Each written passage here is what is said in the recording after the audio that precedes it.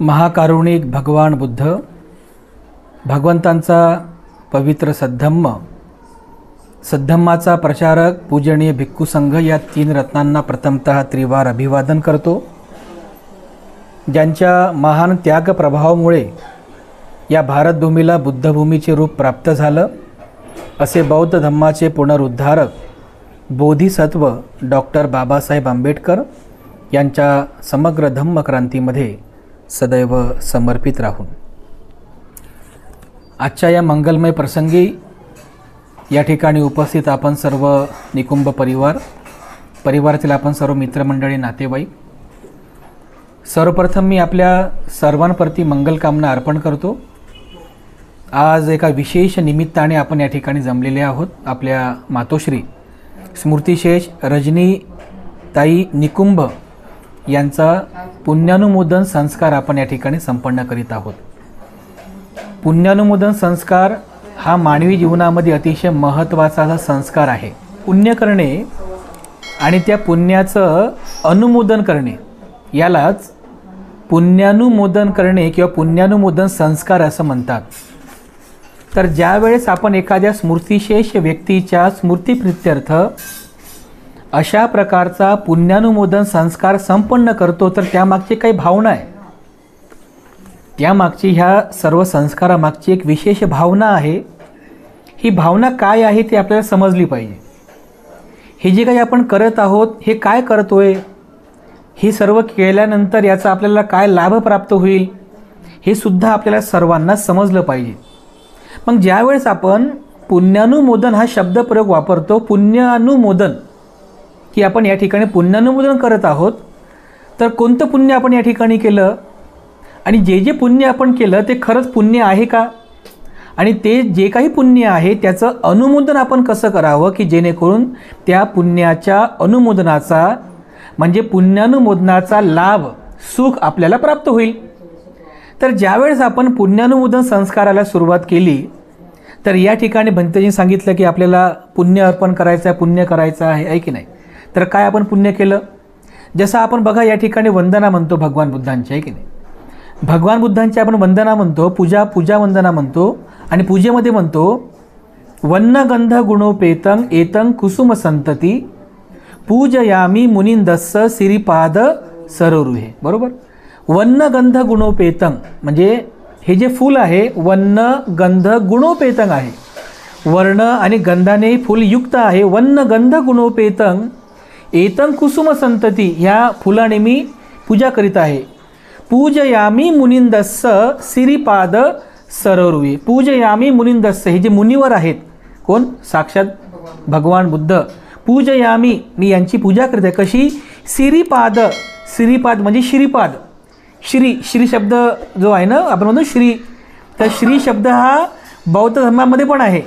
सिरिपाद म्हणजे श्रीपाद, भगवान बुद्धांचे जे पवित्र चरण आहेत, श्रीपाद सरोरुहे, या पवित्र चरणांवर मी पुष्प ठेवून भगवान बुद्धांची मी पूजा करीत आहे। श्रीपाद सरोरुहे पूजे मी बुद्धं कुसुमेन नेन पुय्येन मेतेन लभामि मोक्षं। पुय्येन म्हणजे पुण्य, हे पुण्य आहे की आज आपल्याला या मंगलमय प्रसंगी हे सर्वात मोठं पुण्य आहे की साक्षात शांतीचे उपदेशक भगवान बुद्धांची आपल्याला पूजा करण्याची संधी प्राप्त झाली।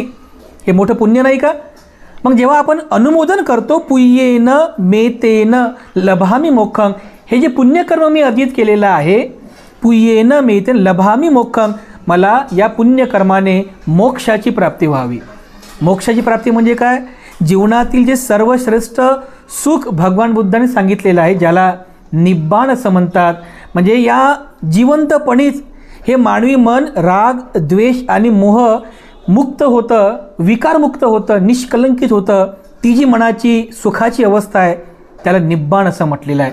पुय्येन मेतेन लभामि मोक्षं, आपण अनुमोदन केलं की या पुण्यकर्माने मला मोक्ष प्राप्त व्हावं, मला निब्बाणाची प्राप्ती व्हावी। मग पुढच्याच गाथेमध्ये आपण असं म्हणतो पुय्येन मेतेन लभामि मोक्षं पुफ्फं मिलायति यथा इदं मे कायो तथा याती विनाशभावं। ज्याप्रमाणे पुफ्फं म्हणजे पुष्प, पुफ्फंग मिलायती यथा इदं मे, ज्याप्रमाणे हे फूल कोमेजून जाणार आहे, म्हणजे जे गंधयुक्त आहे, गंधाने युक्त आहे, त्याला सुगंध आहे की नाही, रूप आहे, सौंदर्य आहे. पुफ्फंग मिलायती यथा इदं मे, ज्याप्रमाणे हे पुष्प कोमेजून जाणार आहे. कायो म्हणजे आपलं शरीर, कायो तथा याती विनाशभावं, विनाशाकडे जाणारं आहे. म्हणजे ह्या शरीरामध्ये जे सत्य लपलेलं आहे त्या सत्याचं आपण अनुमोदन करीत आहोत. खोटं अनुमोदन करीत नाही, असत्याचं अनुमोदन करीत नाही, सत्याचा आपण स्वीकार करीत आहोत की या फुलाप्रमाणे माझं शरीर आहे. ज्याप्रमाणे कालांतराने फुलं कोमेजून जाणार आहेत म्हणजे मरणार आहेत, त्याला गंध राहणार नाही, त्याला रूप राहणार नाही. हे फूल अनित्य आहे, त्याचा गंध अनित्य आहे, त्याचं जे रूप आहे ते अनित्य आहे. नित्य काहीच नाही आहे, सगळं अनित्य आहे, सगळं संपणारं आहे, सगळं विनाश पावणार आहे. कायो तथा याती विनाशभावं, माझी कायासुद्धा अशाच प्रकारे विनाशाकडे जाणार आहे. म्हणजे माझं शरीर जे आहे हे असंच अनित्य आहे. म्हणजे आपण बुद्धाची जी पूजा केली तर या पूजेमधूनही आपण भगवान बुद्धाने सांगितलेला सर्वात मोठा सिद्धांत, अनित्यवादाचा सिद्धांत आपण स्वीकार केलेला आहे. अनित्यवाद आहे की नाही, किती मोठा सिद्धांत अनित्यवाद.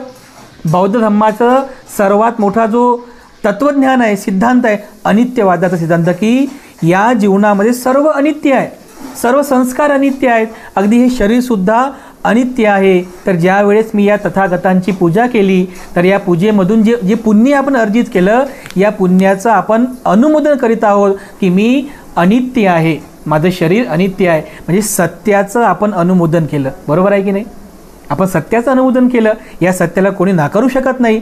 तुम्ही, मी, भगवान बुद्धसुद्धा, बाबासाहेब आंबेडकरसुद्धा सगळे मृत्यूला प्राप्त झाले ना, कोणीही नित्य नव्हतं. बरोबर आहे. मग ज्या वेळेस आपण या बुद्ध सिद्धांतातील अनित्यवाद सिद्धांताचं अनुमोदन करतो, हे सर्वात मोठं आपलं पुण्य आहे, सर्वात मोठं पुण्य आहे. या पुण्याचं आपण या ठिकाणी अनुमोदन केलेलं आहे. हे पुण्यानुमोदन आहे, यालाच पुण्यानुमोदन संस्कार असं म्हणतात. बरं, हे एकच पुण्य नाही आहे, केवळ हे एकच पुण्य नाही की ज्याचं आपण या ठिकाणी अनुमोदन करीत आहोत. भगवान बुद्धांनी 5 प्रकारचे पुण्य सांगितलेली आहेत. 5 प्रकारचं पुण्य म्हणजे ह्या मानवी जीवनामध्ये सर्वात म्हणजे महत्त्वाचं आहे, सर्वात महत्त्वाचं आहे हे 5 प्रकारचं पुण्य करणं. प्रत्येक गृहस्थ व्यक्तीला, प्रत्येक गृहस्थ म्हणजे गृहिणीला हे 5 प्रकारचे पुण्य नेहमी करणं फार महत्त्वाचं आहे. भगवान बुद्ध ते 5 प्रकारचं पुण्य सांगतात. कोणते ते पुण्य आहेत? पहिलं पुण्य आहे, भगवान बुद्ध म्हणतात जे पहिलं पुण्य आहे ते आहे श्रद्धा. श्रद्धाचं सर्वात मोठं पुण्य आहे. या पृथ्वीवर, या मानवी जीवनामध्ये जे सर्वात मोठं पुण्य आहे त्यापेक्षा मोठं पुण्यच नाही आहे. सर्वात मोठं पुण्य ते म्हणजे बुद्धाबद्दल श्रद्धा उत्पन्न होणे. हे सर्वात मोठं पुण्य आहे, बुद्धाबद्दल श्रद्धा उत्पन्न होणे. भगवान बुद्धांच्या काळामध्ये बघा, काही उपासक झालेत, काही उपासिका झाल्या. भगवान बुद्ध दर्शन झालंही नाही, बुद्ध नाव ऐकल्याबरोबर त्यांच्या मनात श्रद्धा उत्पन्न झाली. अनाथपिंडक, त्यांनी लहानपणी ऐकलं होतं, अनाथपिंडक ब्राह्मणांकडून ऐकलं होतं की बुद्ध हे कल्पित वर्षानंतर दुर्मिळ असतं, एकदाच त्यांचं दर्शन होते. ज्यावेळेस तो राजगृहाला गेला होता तर त्याने त्याच्या पाहुण्यांकडून बुद्ध शब्द ऐकला की आपल्याकडे उद्या भगवान बुद्ध येणार आहेत. बुद्ध शब्द ऐकल्याबरोबर त्याच्या मनात श्रद्धा उत्पन्न झाली. किती मोठं त्याचं हे पुण्य होतं बघा. केवळ शब्द ऐकला बुद्ध, तर बुद्ध शब्द ऐकल्याबरोबर त्याच्या मनात श्रद्धा उत्पन्न झाली. एक आणखी उदाहरण आहे सारीपुत्त भंतेजींचं, महामोगलांक भंतेजींचं. जेव्हा सारीपुत्त भंतेजी त्याच राजगृह शहरामध्ये भंते अश्वजित यांना पाहतात, त्यांच्याकडून ते विचारणा करतात की तुम्ही कोणाचे गुरु आहात, तुमच्या गुरुचा सिद्धांत काय आहे. तर ते भंते अश्वजित त्यांना सांगतात की मी शाक्य श्रमण भगवान बुद्धांचा शिष्य आहे आणि भगवान बुद्धांच्या सिद्धांतातील केवळ एक गाथा, एकच गाथा सांगतात, एच धम्मा हेतु पभवा. एकच गाथा सांगतात.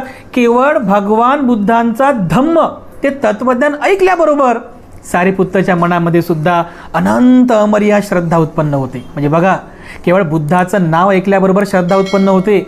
धम्म ऐकल्याबरोबर श्रद्धा उत्पन्न होते. व संघाचं दर्शन जरी झालं, म्हणजे भंतेजी जरी दिसले, भिक्खू संघाचं दर्शन झालं तरीही श्रद्धा उत्पन्न होते.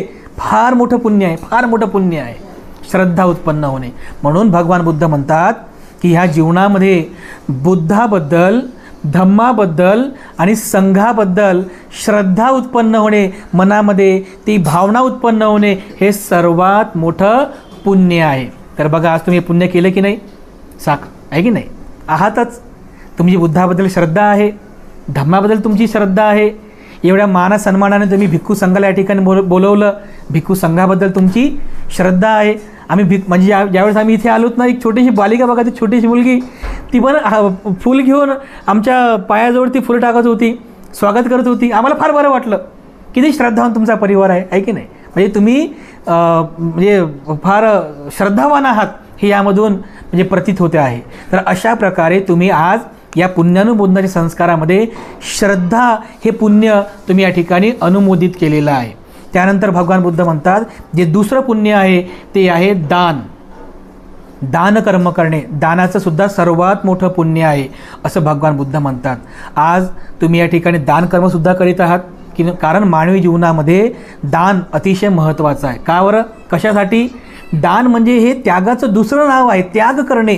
भगवान बुद्ध याचं स्पष्टीकरण करतात की ज्यावेळेस मनुष्य मृत्यूला प्राप्त होतो तर सोबत काहीच घेऊन जात नाही ना. जे काही आपण प्राप्त केलेलं आहे, मग परिवार असेल, भौतिक संपत्ती असेल, ते सर्व इथं सोडून जावं लागते, म्हणजे त्याचा त्याग करावा लागतो. हे सत्य आहे.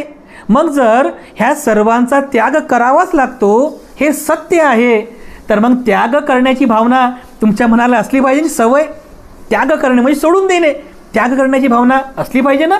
आणि ज्या माणसाच्या मनात त्याग करण्याची भावना राहत नाही, तर मृत्यूच्या समयीसुद्धा त्याचं मन तसंच लोभाने भरलेलं असते, आसक्तीने भरलं असते, त्याग नसतो मनामध्ये. तर हा त्याग तुमच्या मनात उत्पन्न झाला पाहिजे. याकरिता तुम्हाला दान कर्म करणं अतिशय महत्त्वाचं आहे. जेव्हा तुम्ही तुमच्या प्राप्तीमध्ये असलेल्या त्या भागाचा एक हिस्सा, एक अंश जेव्हा दान करता, तुमच्या मनामध्ये तो त्याग उत्पन्न होतो. आज तुम्ही या ठिकाणी भिक्खू संघाला पाचारण केलं, तुमच्या परिवाराकडून आईंच्या स्मृतीप्रित्यर्थ तुम्ही दानसुद्धा करणार आहात. इतकं महान पवित्र चिवर आहे, ह्या चिवराचं तुम्ही दान कर्म करीतात, हे खूप मोठं पुण्य आहे. हे चिवर आहे जे भगवान बुद्धाने धारण केलं. त्यानंतर भिक्खू संघाने हे वस्त्र धारण करून संपूर्ण जम्बूद्वीपात, संपूर्ण जगामध्ये बुद्ध धम्माचा प्रचार प्रसार केला. हे त्याचं प्रतीक आहे, बुद्धत्वाचं प्रतीक असलेलं चिवर तुम्ही दान करीतात. हे किती मोठं पुण्य आहे तुमचं. या पुण्य करण्याची संधी आज तुम्हाला प्राप्त झाली, हे तुमचं पुण्य नाही का? आहे की नाही? हे तुमचं पुण्य आहे. म्हणून अशा पद्धतीने दान कर्म करून सुद्धा आज तुम्ही या ठिकाणी पुण्य करीत आहात, त्याचं अनुमोदन करीत आहात. भगवान बुद्ध तिसरं पुण्य सांगतात, उपदेश करतात, शील. शील जे आहे, शील हे तिसरं पुण्य आहे. भगवान बुद्ध म्हणतात की या मानवी जीवनामध्ये नेहमी शील पालन करणं अतिशय महत्त्वाचं आहे. शील पालन करणे म्हणजे काय? जसं तुम्ही आता शील ग्रहण केलं, पंचशील ग्रहण केलं, म्हणजे दैनंदिन जीवन जगत असताना तुम्ही या पंचशिलेचं पालन करावं. कोणतं शील आहे? प्राणहिंसा करू नये, चोरी करू नये, व्यभिचाराच्या मार्गाचा अवलंब करू नये, त्यानंतर असत्य भाषण करू नये, निंदा नालस्ती करू नये, कठोर बोलू नये, व्यर्थ कॉमेंट्रीज करू नये, म्हणजे व्यर्थ बकवास करू नये, बडबड करू नये, आणि मद्यपानाचं सेवन करू नये. हे तुमचं पंचशील आहे. हे शील तुम्ही दैनंदिन जीवनामध्ये त्याचं पालन करायला पाहिजे. हे तुमचं पुण्य आहे. कारण जो व्यक्ती शील पालन करतो त्या व्यक्तीला सुख प्राप्त होते, त्याला कधी दुःख मिळणार नाही, तो कधी शोक करत नाही. कारण शील पालनामध्ये सर्वात मोठं सुख आहे.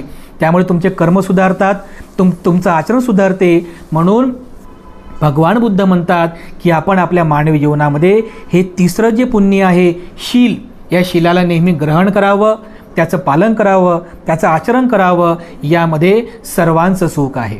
त्यानंतर भगवान बुद्ध चौथं जे पुण्य आहे, ते चौथं पुण्य सांगतात, ते आहे समाधी. समाधी म्हणजे काय? ध्यान करणे. आपलं जे मन आहे हे स्वभावतःच हे म्हणजे चंचल आहे की नाही? एका ठिकाणी राहत नाही, केंद्रित राहत नाही, चंचल आहे, इकडे तिकडे भरकटत असते, आणि त्यामुळे सुद्धा म्हणून दुःखाला प्राप्त करतो. तर ज्यावेळेस तुम्ही ध्यानाचा अभ्यास करता, आम्ही लोकांना नेहमी सांगतो की ध्यान करायला पाहिजे, तुम्ही नेहमी ध्यानाचा अभ्यास करायला पाहिजे. तर लोकांना असं वाटते ते ध्यान वगैरे करणं हे भंतेजीचंच काम आहे की नाही. आम्ही तर करतोच, कारण आम्ही दैनंदिन जीवनामध्ये आमचा तो महत्त्वाचा धम्माचरणाचा भागच आहे. पण तुम्ही गृहस्थी लोक आहात ना, तुमच्या मागे किती जबाबदाऱ्या आहेत आहे की नाही. पती पत्नी, मुलं बाळं, आई वडील, घर संसार, मित्रपरिवार, समाज आहे की नाही, किती साऱ्या जबाबदाऱ्या आहेत. मग या सगळ्या जबाबदाऱ्या पार पाडण्यासाठी एक चांगलं मन पाहिजे की नाही, एक चांगलं खंबीर मन, एक स्थितप्रज्ञ मन पाहिजे की नाही. तुम्ही म्हणता ना मला चांगले कपडे पाहिजे, मला चांगलं घर पाहिजे, मला चांगला मोबाईल पाहिजे, असं म्हणता की नाही. मग ज्या म्हणजे चांगलं मला पाहिजे, तर सुखपूर्वक जीवन जगण्यासाठी बांधवांनो एक चांगलं मनसुद्धा पाहिजे की नाही. आणि चांगलं मन म्हणजे कोणतं बरं? जे मन संयमित आहे, जे मन रागविरहित आहे, जे मन द्वेषविरहित आहे, मोहविरहित आहे, याला चांगलं मन असं म्हणतात, याला निष्कलंकित मन असं म्हणतात.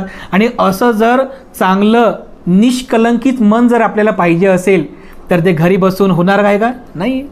आपल्याला धम्माचं जो प्रॉपर अंग आहे, प्रॅक्टिकल काय ध्यान करावं लागेल. ध्यान केल्यानंतर तुम्हाला त्याचा फायदा मिळेल.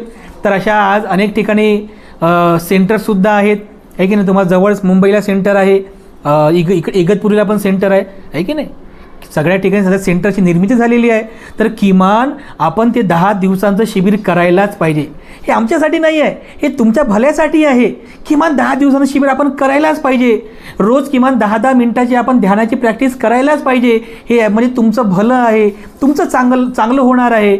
यामुळे आपण सर्वांनी ध्यानाचा मार्ग अनुसरण करणेसुद्धा अत्यंत महत्त्वाचं आहे. हे तुमच्या सुखाचं आहे, तुमच्या भल्याचं आहे. ध्यान करणे यालाच समाधी असं म्हणतात. म्हणजे शुद्ध मनाची एकाग्रता याला समाधी असं म्हणतात. मनाला निष्कलंकित करण्याचा मार्ग त्याला समाधी असं म्हणतात. राग, द्वेष आणि मोह विरहित आपलं मन करणे यालाच समाधी असं म्हणतात. तर तुम्ही आज ध्यानसुद्धा केलं. ध्यान केलं म्हणजे तुम्ही म्हणाल आम्ही तर डोळे लावले नाही. मग ध्यान कसं काय झालं? ज्या वेळेस भंतेजी शील तुम्हाला प्रदान करीत होते तर तुम्ही सर्व हात जोडून अत्यंत श्रद्धापूर्वक आपण शील ग्रहण केलं की नाही. हे सुद्धा एक प्रकारचं ध्यानच आहे. म्हणजे भंतेजी जे म्हणत आहे त्याच्यावर तुमचं ध्यान आहे, त्या शिलावर ध्यान आहे, त्या तत्वावरती तुमचं ध्यान लागलेलं आहे.